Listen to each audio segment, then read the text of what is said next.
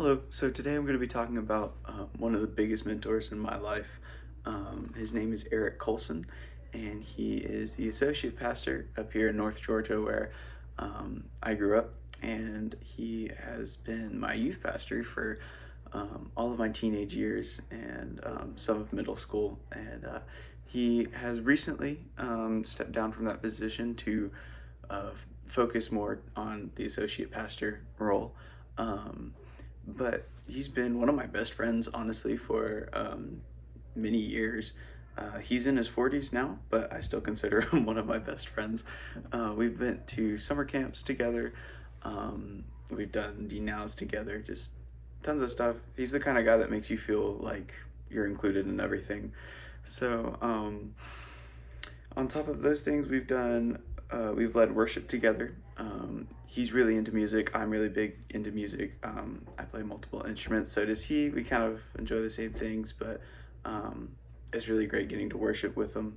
Um, he has a wife and he has no kids, but he kind of takes all of the youth to be his kids and invests in them. So it's kind of a really beautiful thing to see work out. So he's taught me a lot of things, particularly how to balance family and work, and like um, how to manage your time between what you have to get done, but then also seeing your family and your home as things that are also mandatory. You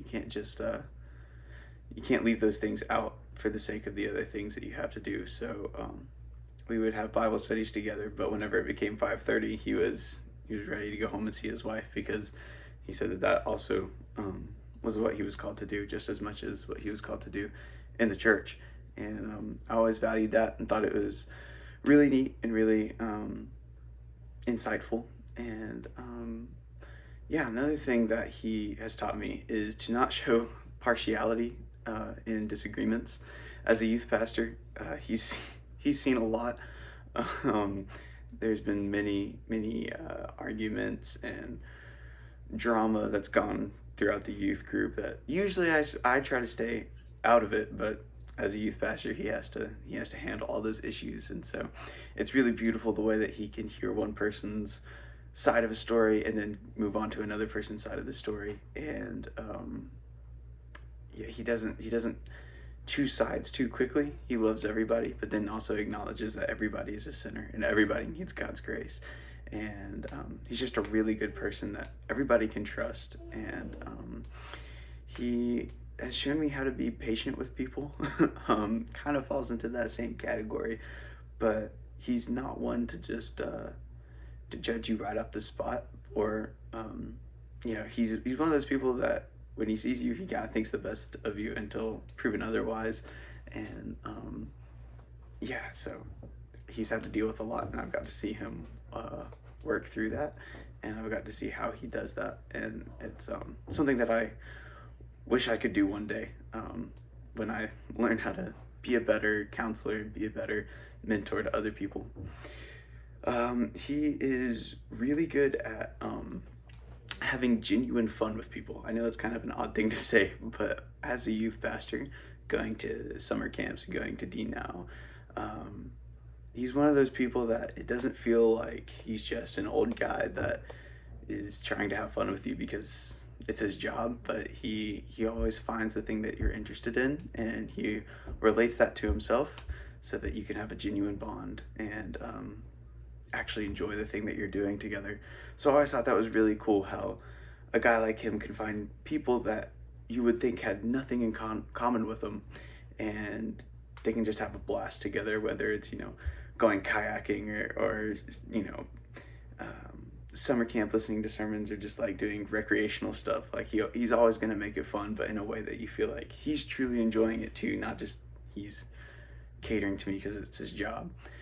um, that being said, it's really cool seeing how seriously he takes the gospel, especially in a youth group setting, because sometimes not everybody does, and it's really easy to go there for the fun and to go there for friends and all that kind of stuff. And yeah, but when it's time to preach the word, man, he's serious about it, and he loves God and he also loves the students that he's teaching. And so I love seeing how um, just how wise he is. And I know I'm talking him up a bunch, but that's kind of the point.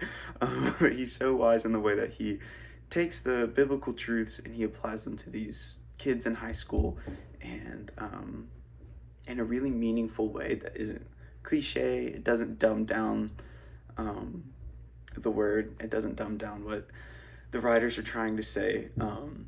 It's truthful, but it also is very applicable. So, yeah, all that being said, he is one of the main reasons I'm in seminary right now, is because I really wish that one day I could be like him and I could reach the people that he's done such a good job trying to reach.